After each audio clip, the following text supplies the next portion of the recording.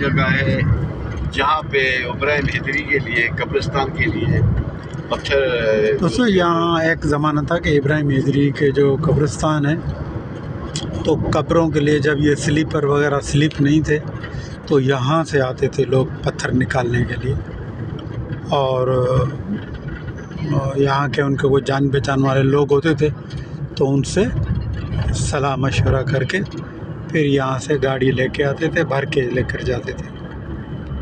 تو اس پہاڑ کو دکھانے کا ایک یہ بھی ہے مقصد کہ وہ ریکارڈ، وہ تاریخ، وہ ہسٹری آپ کے ذہن میں آ جائے.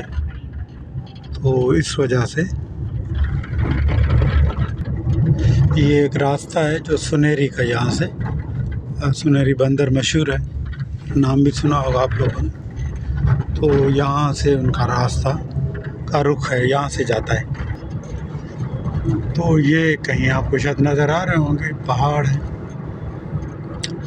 اور ان پہاڑوں سے ہمارا رشتہ، ہماری وابستگی ہمیشہ سے رہی ہے. اور جب ایک وقفے کے بعد ہم لوگ یہاں آتے ہیں تو جیسے کہ وہ وقت کور ہو جاتا ہے، تھم جاتا ہے، یا ہمارے بس میں ہو جاتا ہے کہ وہ نظریں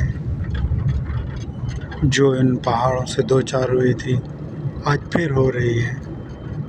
ہو سکتا ہے کہ یہ پہاڑ ہمیں پہچانتے بھی ہوں، ان سے ہماری جان پہچان بھی ہو. تو یہی پہاڑ، ان سے ہماری دوستی ہے، ان سے ہماری رشتہ داری بھی ہے، اور یہ ہمارے ہیں اور ہم ان پہاڑوں کے ہیں. دیکھیں کتنے خوبصورت ہیں یہ ماشاءاللہ. اور ہو سکتا ہے کہ انہی پہاڑوں پر ہم دفن بھی ہوں، ہمارے دوست بھی یہاں پر جو ہنس رہے ہیں وہ بھی دفن ہو جائیں. تو یہ ہے ہسٹری اور یہ تاریخ ہے. تاریخ ہمیشہ تاریخ رہے گی. لوگ کوشش کرتے ہیں کہ جیسے جگہوں کے دوسرے نام دے دیتے ہیں ان کو، تاریخی نام ہٹا کے. تو ہم ہمیشہ کہتے ہیں کہ یہ ایک جرم ہے. یہ دیکھیں، ویلکم ٹو سنیری سیدھو. سنیری بیچ کے چلے ہوئے. تو یہ تھا سنیری بیچ. ایک وہ راستہ تھا، ایک یہ ہے.